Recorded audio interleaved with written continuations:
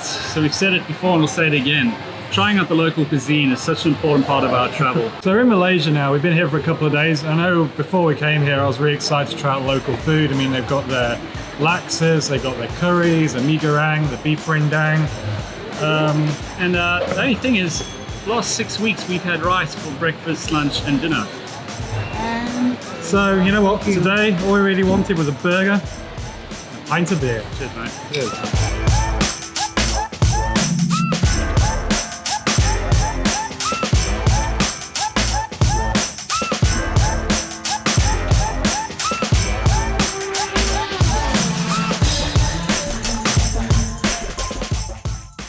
All right, Malaysia, country number 4 on our list, and we entered on the 6th of February 2019. We crossed this border between Entekong and Tabedu, and we went straight to Kuching. We had to get our bikes into a plane to get sent over to mainland Malaysia.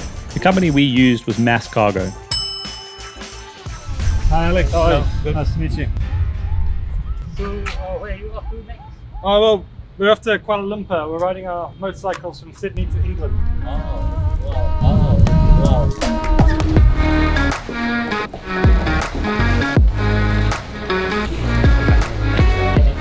Put both the same number.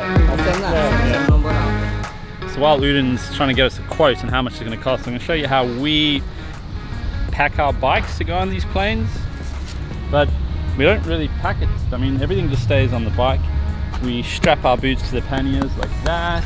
That's the jackets in the back there, because you don't want to carry the jacket and pants on the bike. And it's the same for both of us. Boots, jacket, pants, everything else stays on the bike. The helmet will end up strapping somewhere to the bike as well. And let's just hope it all goes ahead. It doesn't have to be boxed, doesn't have to be crate, it's just a ride-on, ride-off situation. Hopefully, if it all works, we give it to him today and it flies tomorrow and we pick it up tomorrow afternoon in Kuala Lumpur.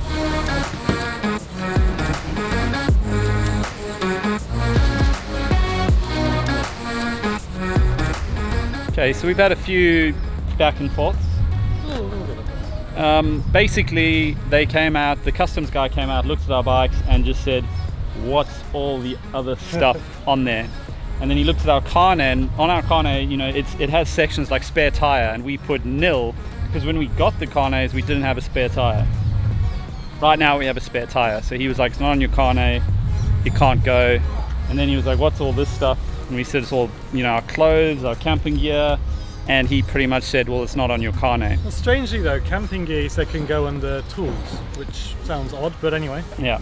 The other weird thing is we're in Malaysia and we're shipping the bike to Malaysia, so we're not really sure why it has to go through all this strict customs, you know, procedures. But now we've just went in and chatted to the head honcho.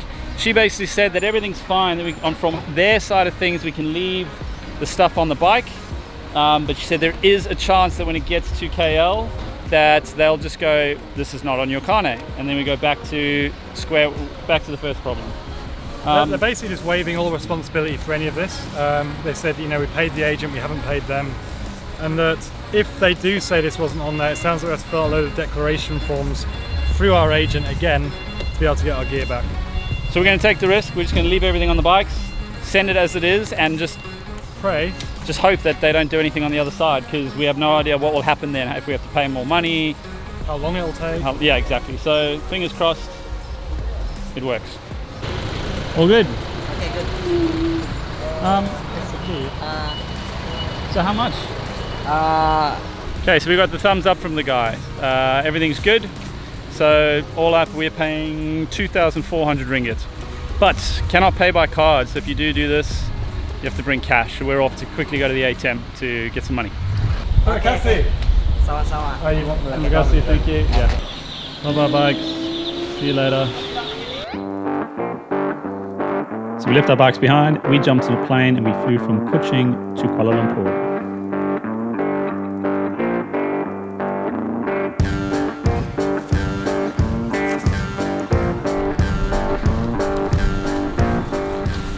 Alright, so we're in KL. We sat at the airport for 8 hours, basically waiting for our bikes to get here. Pretty buggered. Now we're about to walk into the cargo area and hope that they're there. I guess not really sure what else to do if they're not. Tomorrow's Sunday, so I'm slightly worried they're going to say, oh, come back on Monday. At least we know we're going in the right direction. Mass cargo. We have from Kuching. Okay. First you go to GM floor, CPO office, collect your original document. Oh, okay, where's that? What are we doing? Oh no, we have to go get a document from somewhere. This guy said to follow him, but I don't know where he's gone.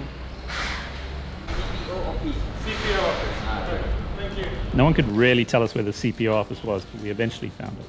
And then we waited. And waited and waited and waited and waited. Flights will be arriving at 5:50 only. 550. We sat and waited in this office for probably another 2 or so hours. So update, we landed about 7 hours ago, but we now have our forms. 7 hours? We landed 10 12 hours 12 ago. hours ago. We now have all our forms, we got the key, and apparently our bags are through here, so hopefully. Hey! Hello, bike. Well, at least it looks waterproof, James. Yeah, I'll ride it like this, it'll stop the rain. Okay, that was it. So all in all, actually wasn't too difficult at all. I mean, we did sit at the airport for like 10 hours, Yeah. but that's actually because we're cheap asses. We could have just flown later, but that was the cheaper flight. We were expecting this to be in at about 5, and we're about to drive away at 7:30. Well, we've still got to go to customs and go get our passports back. Yeah, so, So but, I mean, maybe it might be a little but all in longer all, it's not too bad. so far. All these guys helped us out. Thank you very much. Thank you. Okay, let's pause it there for a second. Let's just go back a little bit. Remember when James said this, Well, we've still got to go to customs and go get our passports back. and then I said this? But all in all, it's not too bad. So James was right. I was very, very wrong. We were there for hours. You'd speak to one person, then they'd send you to another, then that person would send you back to the first person, then he could only sign one thing, then you'd get sent to a different person to sign a different thing. It was a nightmare. Everyone was very lovely, but it was just incredibly confusing, incredibly difficult, and seemed so unnecessary. But you know what? Who cares? Because we're in KL, baby.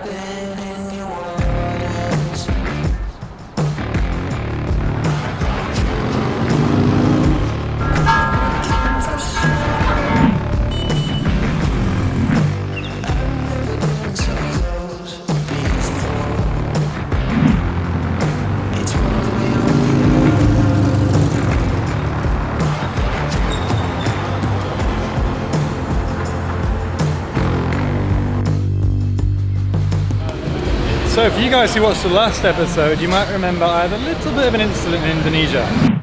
So I had a crash.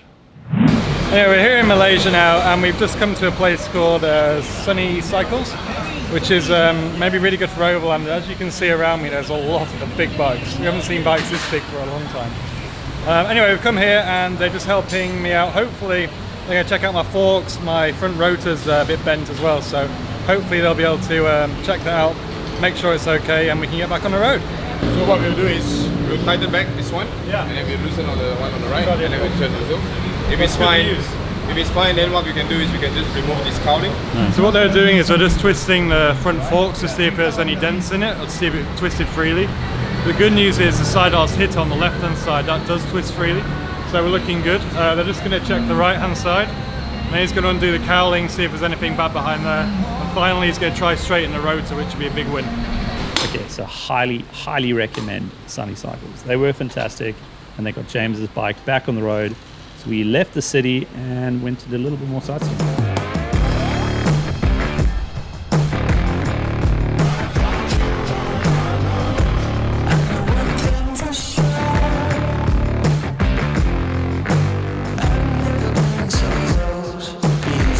These caves are actually massive. Big ass hole in the roof. All these little temples. It's pretty cool. We strolled around for a little bit longer, but then basically got back on the bikes and started heading out of the big smoke. It's probably worth mentioning that the second you cross the border from Indonesia into Malaysia, the roads just get like 1,000,000 times better. I mean, nothing wrong with Indonesia. That was a lot of fun getting stuck in the mud and riding through potholes constantly. But it's quite a refreshing change to just be hitting these good roads again. Every now and then we'd come past these little police stops, but to be honest, they didn't actually stop us. We just cruised around the traffic and they tend to wave you through. The other cool thing is the tolls. Motorbikes do not pay for tolls. There's actually a little lane, this little lane, that the bikes just cruise through, that it literally detours you around the whole toll booth. It is awesome. In fact, sometimes they just have these lanes for no reason. Over like some of the longer bridges or some stretches of highway, they just have motorbike lanes that you sit in and you just cruise along. It really is cool, and I wish they were in every country in the world. All right, so we're off the bikes again. We're in a little place called Kuala Tahan, and we're about to head into this national park. Apparently it's the world's oldest national park, something like 130 million years old. Don't really know what that means though. Yeah, I don't know. Like, surely, anyway. Yeah, it doesn't matter. It's an old park. place with old trees, I'd imagine. It's an old place, old trees, and we're gonna sleep in a camp. We're gonna sleep in a cave tonight, which is exciting. Which is probably an upgrade to some of the accommodation we've had along the way. It probably is. So what we're doing is we're about to jump in a little boat and head upriver for about 3 hours and then do about a 6-hour trek into the jungle. All right.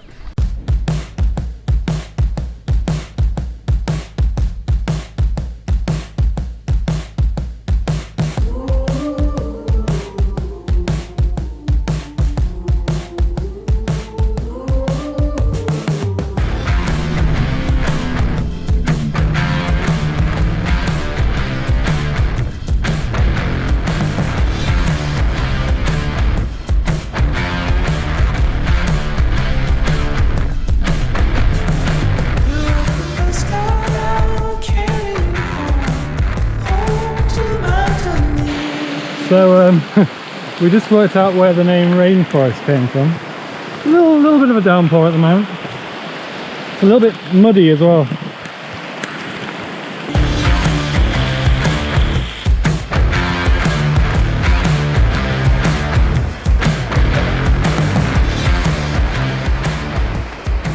Still raining.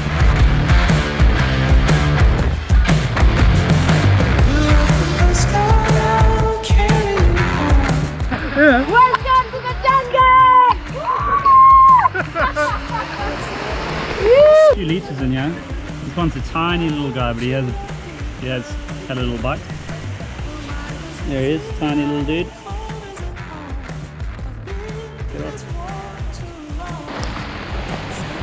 Still raining.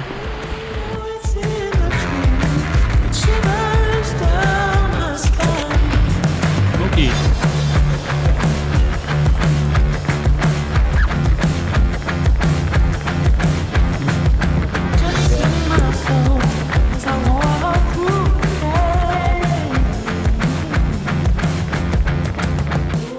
We called it a night and camped in our little cave, and we woke up to these sun rays just blasting through the hole.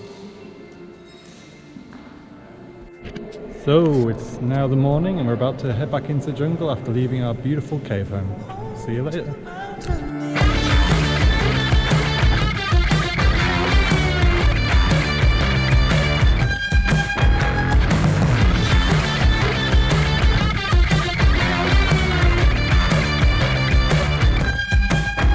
So we're halfway back on day 2 and it's a little bit sweaty once again. We've stopped at this river for a bit of a swim and lunch, so I'm just going to jump in now. It's pretty cold actually, it's going to be awesome.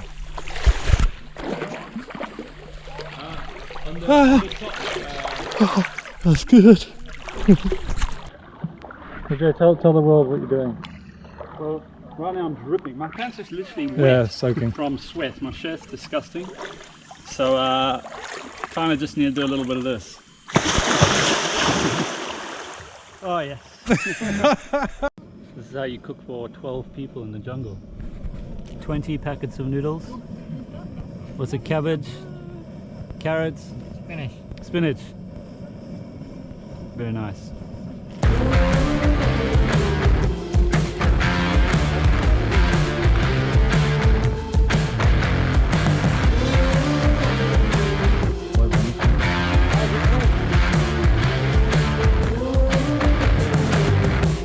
Alright, jungle part of the walk is over. Now it's time to swim. Fuck! Oh yeah, there's lots of rocks just here. There's no rocks here. Oh good, thanks. So the trek we did was in the Teman Negara National Park, somewhere in here. From there we backtracked a little bit because we were heading to Tanah Rata, which is the main city in the Cameron Highlands. if you're following this route, these roads are some of the best we've ever been on. Nothing like adventurous or off-road or crazy, just beautiful scenery, windy, fast, great roads.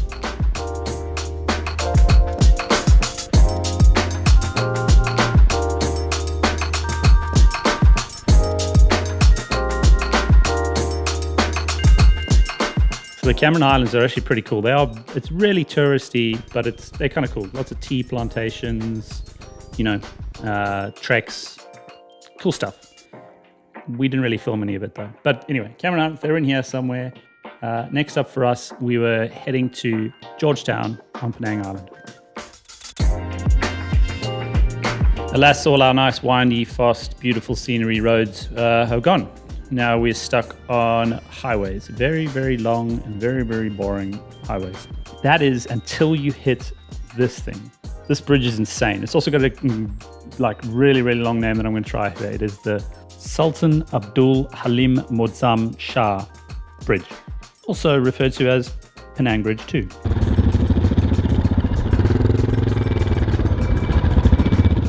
I think we could confidently say that Penang should not be missed if you have the time to get there. Georgetown in particular is just, a vibrant and really interesting town with some funky graffiti all over the place and bizarrely some really cool Indian food. Yeah, samosa time. Which one are you going for, James? I'm going to get one chicken, one vegetable, and maybe a banana bhaji. I think I like this one the best. He's cool. More graffiti and more of James walking in slow motion. Actually, this is something we haven't brought up in these videos before. Does anybody think that James has an uncanny resemblance to Daniel Craig?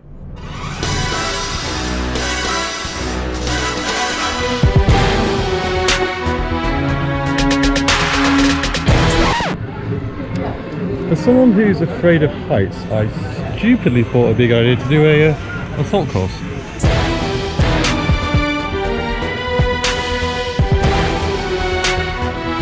Oh, by the way, I'm hungover as well, which isn't helping.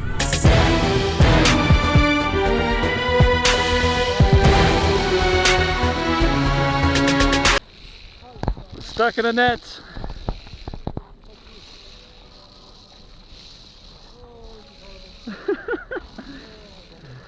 You ready to dig this?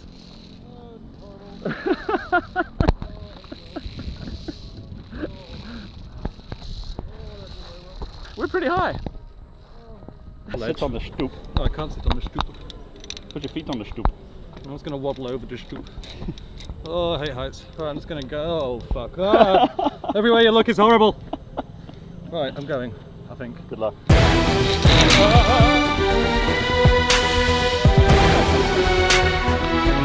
You're about to lose me. Just like that, just like that. Just like that, just like that. Ready?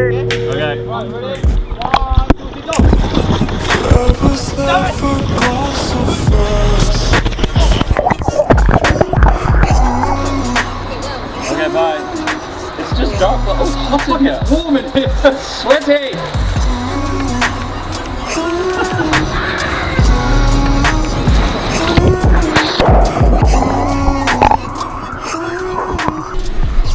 Alright, so it's time to say goodbye to Penang. The city's been really cool. And also kind of goodbye to Malaysia. We're heading to the Thai border today. 2 hours from here and hopefully we're going to get through. We've heard, well, the usual story, but it might be tricky. But yeah, wish us luck. Yeah, it's meant to be one of the harder ones. We have had help from a guy on Facebook named David something. Yeah. David Goodchild, I think. He's been awesome. He sent us all the documents we need. Let's see if it works out. We'll film the whole border crossing and yeah, we'll see how it goes.